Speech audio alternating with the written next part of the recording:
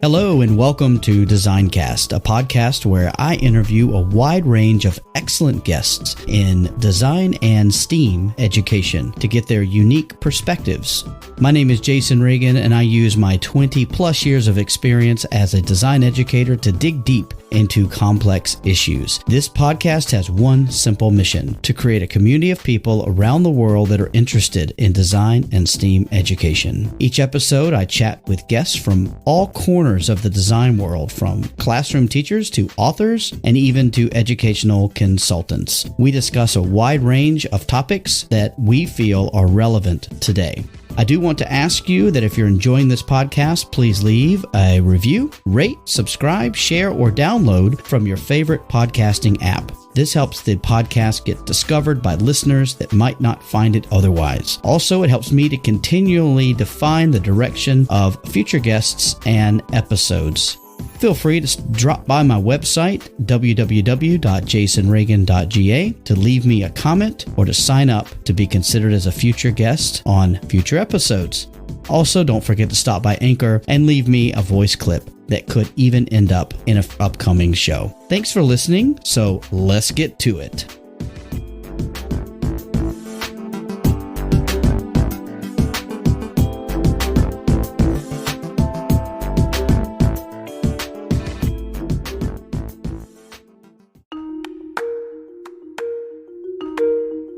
It was such an amazing opportunity to speak to Keri-Lee Beasley for this episode of Designcast. Keri-Lee is a high school learning and technology coach at the Western Academy of Beijing, or WAB. We have a lively conversation about her various roles at WAB and her classes that she teaches in the design department. During the chat, she shares with me all about the Cactus of Awesomeness, so be on the lookout for that. There's a few things that Keri-Lee's really excited about as far as projects go. At the moment, she's looking at turning bubblegum into shoes, also using mango leather to make shoes, and then fish scales being used as a biodegradable alternative to plastic. It's just really an awesome chat that we have. So check out the show notes to find out more about these projects as well as the topics that we talk about. One thing I just want to note is there were some audio issues as we recorded, so I did the very best to clean it up. So please forgive me, and I hope that you enjoy this chat with Keri-Lee Beasley.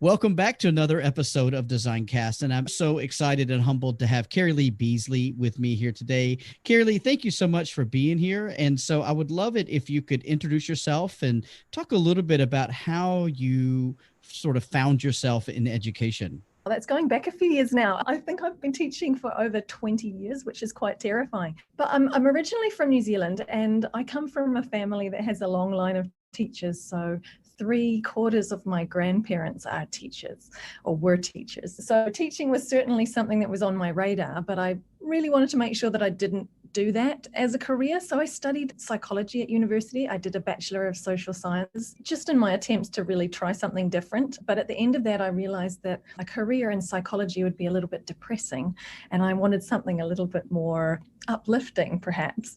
So I went with the inevitable and did a postgrad in teaching and primary teaching. I've spent a long time, most of my career, teaching in primary schools and working in middle schools as well. But currently I'm at the Western Academy of Beijing as a high school learning and technology coach. So it's my first time exclusively working in the high school.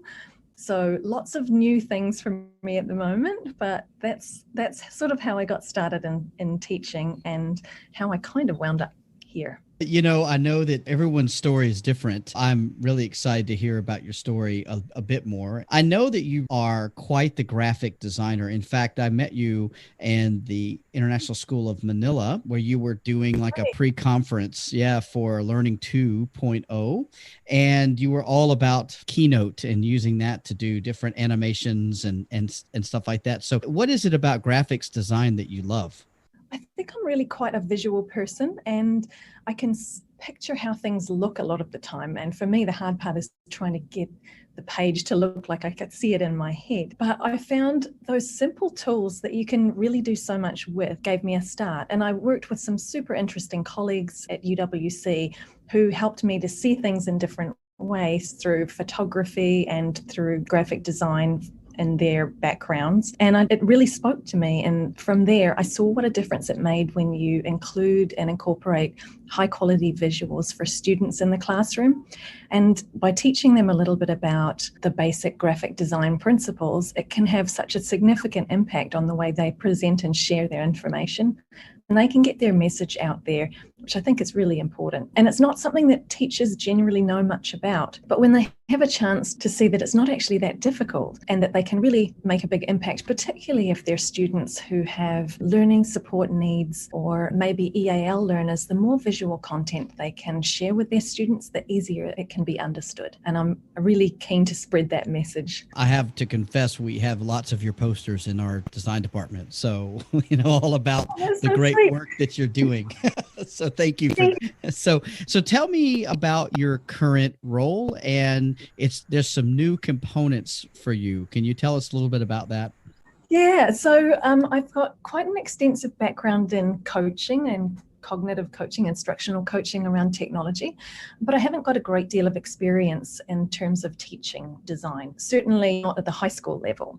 So when I first got the job at WAB, they said, we always like to have our coaches involved in teaching a class. And I think that's super important because it lets you try things out, to model things with your students, and you get a lot more credibility with the rest of the staff when you're also the one writing reports and doing parent conferences and all of that. So in thinking about a high school context in which I could bring the best of myself to high school students, design was the one that really fit best. There are some skills that come in the coaching work that I found really helpful in terms of working with design. Thinking about, as a coach, I'm always thinking about the needs of my target audience, be a presentation that I'm making or a teacher that I'm coaching. So what is it that they really need from me and how can I present that in a way that's going to best help them?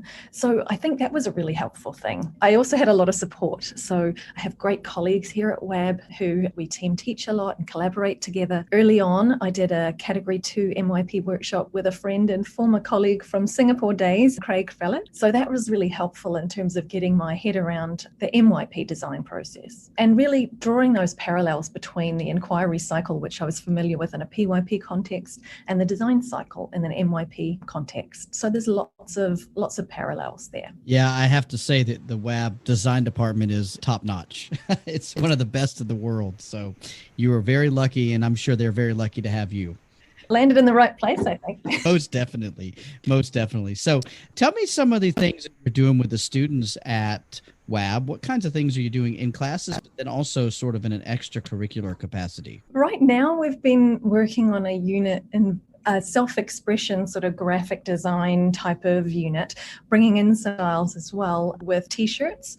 So they each get a blank t-shirt that they have to personalize, and they've been involved with skills such as using the laser cutter, graphic design programs like Photoshop and Illustrator, and we've been playing around with a heat press. And so we're just getting to the stage where those are finished now and we're getting our displays up. So I'll have to tweet some examples out. But it's really nice when you sit down and have a chat with the students about the process and how they came up with the ideas and just see the vast array. It's really nice that they are able to produce something that's important to them and meaningful to them, and no two t-shirts look alike, which I think is also great. So that's something that we're working on. I teach grade 10, so the 5th year of MYP. That's one of the things that we're just working on. But I'd love to tell you a little bit about our Day 9 program and some things that I've been playing with there. Mm-hmm. Please do. So Day 9 at WAB is we have a 9-day cycle. And on the 9th day, teachers put on various workshops. Students can choose which ones they want to sign up for. So one of the most recent ones that I've been playing around with is designing jewelry or making earrings. So last week we had some air-dried clay left over from a project earlier on in the year. So we made earrings out of air-dried clay, and I just got a new sort of shipment of various bits and pieces, but they're so creative in what they came up with, whether it's sort of cuffs that have some kind of chain dangling, or they really enjoyed just having something that was completely different to think about, I think. I was going to ask you, and you've already started touching on it, but with your graphics design background, how are you sort of branching out and working with more product design type stuff? Yeah, I would say product design isn't one of my great strengths yet. However, we've started on that in small ways in grade 10. So for me, one of the units we did was a master snack unit. We students to design a snack for high school teachers to eat at their break times. So we had part of it was the food technology side, where they had to downsize a recipe to be snack bite size, and they had to survey teachers to find out what sort of things they liked. And they also had to develop a plate or present a plate that had a cultural connection with which they could display their work. So we did a little bit of workshop stuff in that case, but we're also trying to expand our thinking in terms of, sometimes I think we as design teachers can get locked into thinking, oh, this is our workshop unit, this is our cooking unit, this is our textiles unit, when a way that I would like to frame it more is around those MYP global contexts. So we're thinking about, at the end of the day, if they can show their understanding of the main idea through something that they want to explore. So we're not saying everybody's making a t-shirt or a stamp or a lamp or whatever. We're saying, here's what we're asking you to think about, maybe sustainability, and there's so many different pathways. What could you create that would understanding of those things? So that's our next unit is going to be around globalization and sustainability. And I'm just really excited the pathways that they're going to choose. So obviously you can present them with lots of different ideas and possibilities that they may not have considered, but ultimately you want them to take something that's going to really engage and enthuse them, that they're going to explore under those broad umbrellas. So that's fantastic. And you have such a talented pool of people there as experts to help frame those. And so that's great that you have that. Yeah, you're very lucky, very, very lucky. And so that's awesome. So what have been some of the challenges in a new school and in a new sort of subject or discipline for you? Do you know what? It's really been great to move to China. So coming into working with Minecraft as our main platform, I feel like I've been learning and I've really connect with those teachers that are really difficult to deal with. It's been a really good experience. And with limited technical skills in the workshop, my father would be horrified. It's an expensive barn with all sorts of tools, and honestly, I got welding and all crazy stuff, but I didn't show any interest in that growing up, much to his disgust. But I think it's also been really nice to have colleagues take me under their wing and to show me things in an achievable way. And it also lets me test out whether the steps and instructions we provide to our students are going to make sense, because certainly I'm the person that knows the least about them. But I think I can speak a lot to the pedagogy of learning and bring those skills to the fore, and really have trust in my colleagues that they can support the others and support them in those skills. I think me as a person, I really like to do things well. I really struggle to produce things that aren't top quality, and it's been great at things. I feel that gives me such an insight into how some of our students are feeling when they struggle to pick up a concept. It makes me very empathetic to that are struggling with emerging tools. Thank you for that. Very eloquent, much better communicator than me. So thank you for that. So where do you see your skills, and where do you see the department going with you being part of it? What's your vision for where you'd like the design department to go at WAB? I'm super lucky to share an office with Rob Langlands, who is our head of high school design at the moment. And one of the things that we really want to do is, like I said before, we really want design to be a subject that they absolutely look for coming to school to bring joy to them, particularly in a high school. Things can be in terms of academic expectations and all of that sort of stuff. So we really want to find the joy in design. So some of the things that are important to hold at the core for us are, for starters, to be genuine MYP design teachers and teach the global concepts primarily, rather than doing the workshop unit or the cooking unit or whatever. And I've already spoken a little bit about that. But if we create experiences that are super engaging and authentic provocations to help stimulate their interest and give them lots of student agency in terms of the pathways that they can choose to show their understandings, then I think that's real priority. So one of the ways that we have been playing with doing that is different ways of assessing students. Often one of the big complaints about MYP design is how much writing there is. And we know there are many students who are supremely creative individuals who really struggle to get all of the writing part down, and they turn off when it comes to that. We've explored having voice comments, videos, providing feedback that way. And one of the recent things that we did was we got students to have a look at the design cycle and choose one sort of strand in each of the 4 main areas for them to be assessed on. So they can choose which one they want to be assessed on, and they can identify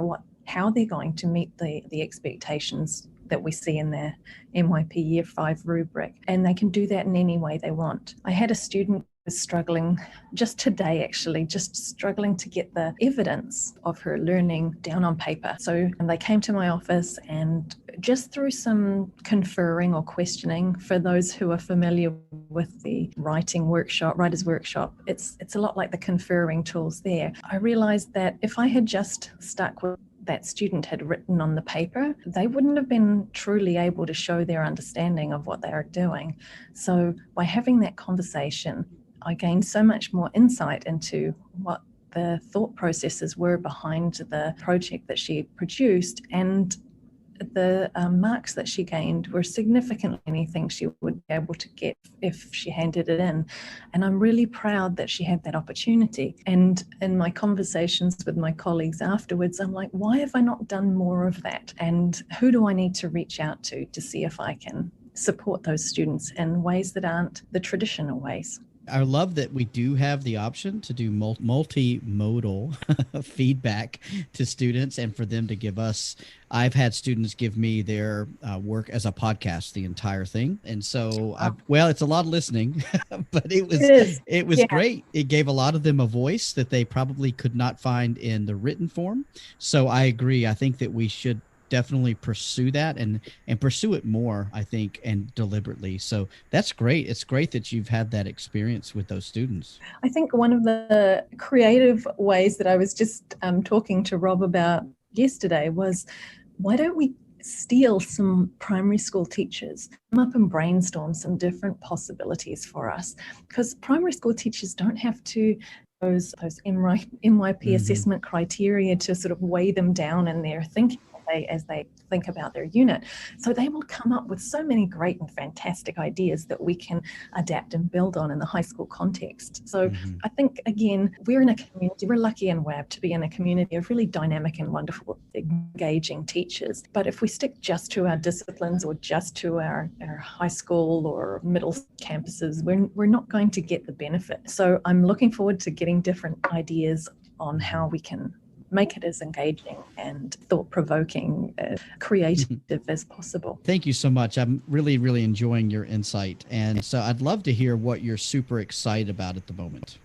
I'm so easily excited about a lot of things. It's really quite difficult to narrow it down. And my team joke about that quite a lot, I think. But one of the things I'm excited about, we're looking ahead to our unit on sustainable solutions. And just looking at what's out there in the world right now in terms of ways people are innovating with waste, like the shoes made of bubble gum, or Rob told me about the mango leather, which I had to look up to turn that into shoes or bags or whatever. And an award-winning Marina Tex, which is making fish scales into a biodegradable alternative to plastic. I think it's in such an exciting time globally to think about ways of thinking differently about our waste so that we can make a positive impact on the environment and be more sustainable. So I'm excited about that. Just like I'm excited about the jewelry making, just like I'm excited about my sous vide machine at home in terms of cooking and things. I think it's just, there's so many things that you can get excited about.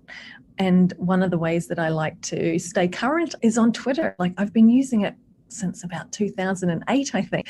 And as such, I'm at a now where people are sending me stuff that I find really interesting, like the pasta competition that you shared the other day. But now I think we're going to be doing a unit on that line, like next week or something. You know, that would like be great. Yeah. Those wonderful ideas just stimulate your thinking and provide you with options that you may never have considered. So I really get a lot out of places like Twitter. And I also try to hang out with interesting people.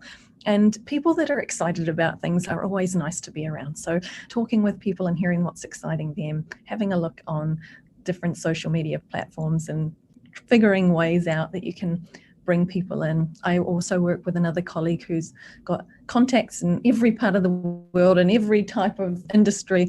And she helped get a top chef in to talk to our students about something and is exploring field trips to various places. So yeah, I think hanging out with cool people is also high on the list. And there's no better place than in a design department.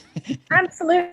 You know what? I need to tell you about the Cactus of Awesomeness. Have you heard about the Cactus of Awesomeness? I can't wait to hear, though. I have to send you a photo after this, but Stephen, our head of innovation, was given a cactus student as a present, and he moved on to different parts of the school and the cactus remained. So the principal, Melanie Verba, decided to turn it into the Cactus of Awesomeness, put a little label on it, and every 2 weeks that would get given to a different department and who had done something amazing. And their job was to make it a little bit more awesome before handing it over to a new department who had also done something interesting and exciting. So by the time that we got the Cactus of Awesomeness in the design department, it was like, I've just spilled it all over my computer, actually. I just tipped it upside down. It's dead, basically. The cactus is no longer, it's not, it's utterly and completely dead. So being the design department, we decided to create a new one. So one of my colleagues found a 3D printed cactus and we made that. Rob connect all sorts of different sensors and had different waving patterns and different lights, and it really was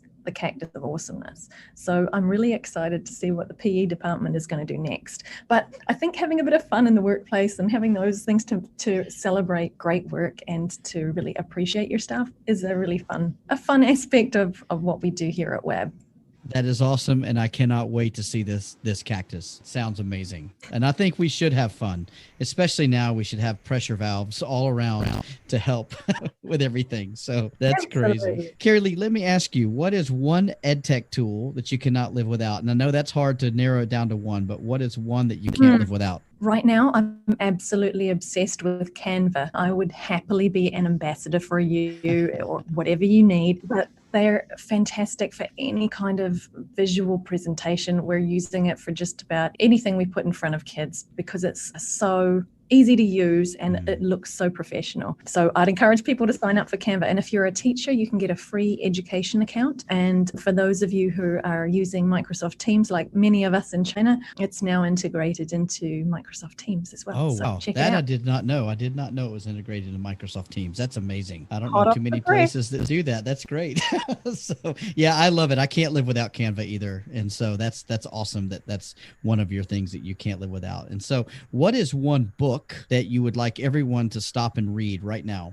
I think you would get a kick out of Observe, Collect, Draw. And I need to look up the names of the authors, but it is a book about data and data visualization that is just how you can document the data that you have in your everyday life. So it might be how many cups of tea or coffee you have in the day, or lots of different ideas. Really great for using with kids, particularly primary kids. But I think Observe, Collect, Draw, it's the follow-on from the Dear Data book. If you've ever seen that one, definitely check that out. That's awesome. I've just looked at it on Goodreads while you were talking. It's a visual journal by Georgia Lupi. I think that's who it is. So yeah, it'll be added to our list. I have a Goodreads list for this podcast, so I will make sure that that's added there and in the show notes. Absolutely. And so that is great. I can't wait to check that one out. Who is someone we should follow on Twitter? I have to tell you about my amazing friend, Peg Keiner. She's the Director of Innovation at GEMS World Academy in Chicago. She's a Nat Geo Fellow. She's a Global Goals Ambassador. And I swear to you, every little thing she does is magic. She is one of those people that's amazing to be around. She does so much for the environment. She's currently collecting PPE that's been discarded around forests in her area, or even just around her block. And she's collecting the data on that. She does really interesting work, and she's definitely someone that I think will make your Twitter feed much smarter. I definitely need some smarts on my Twitter feed. I'll tell you what, that I definitely need. And let me ask you, shared with me that you're part of an initiative called Girls in STEM. Could you tell me a little bit about that? It's a pilot program at the moment, and there's a group whose name has completely escaped me right now, so I'm sorry about that. I've got it. The Women's Advisory Council. So it's an initiative on behalf of the Women's Advisory Council, and at the moment it's between Western Academy of Beijing and Keystone Academy. There are 8 girls at each school that are joining together to visit some key companies in the STEM areas in Beijing. So yesterday, I got to visit Microsoft, and last week I went to ExxonMobil, and we just had a chat with the different women on the staff. We saw what they do, the ways in which they're supporting women, and we got to chat with like real engineers and real people. Wow. So that we could encourage our students, and it's been so fantastic to see. It just makes you want to get out and do more of that, to take kids to the business world and bring the business world into the students that we teach. Well, in many ways, you're quite lucky to be in China because it's opened up a lot faster than a lot of other countries. So Absolutely. You're actually able to go and see these people. So that's great that you guys are doing that. I cannot wait to hear more about that. Keri-Lee, this has been awesome. And it's a Friday, so I want to definitely be respectful of your time. How can people get in touch with you if they want to find out more about the great work that you're doing? My username for most things is at Keri-Lee Beasley. So that's Twitter and Instagram. I have a website, KeriLeeBeasley.com. So if you manage to spell that name correctly, well done. You and my mum can enjoy looking at my website. And I don't really post a great deal on my YouTube channel, but I do have some graphic design videos that you might find useful. But I'd love to hear from you and learn from you. Absolutely. Yeah. And you're being too modest. Your YouTube channel has great videos. And so I'm encouraging everyone to come and check it out. So that's awesome. Keri-Lee, this has been so much fun. And I am so happy to have connected with you. It's been a long time coming, but I do appreciate you taking the time to chat with me. And I wish you the best of luck to finish out the school year. My pleasure. Thanks so much for your time. This podcast is a proud member of the Teach Better Podcast Network. Better today, better tomorrow, and the podcast to get you there. Explore more podcasts at www.teachbetterpodcastnetwork.com. We will see you on the next episode.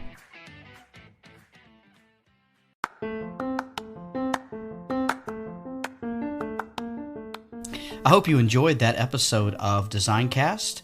I'm Jason, your host, and I produced and created this podcast. If you have any input, I would love to hear from you, and I look forward to seeing you again really soon.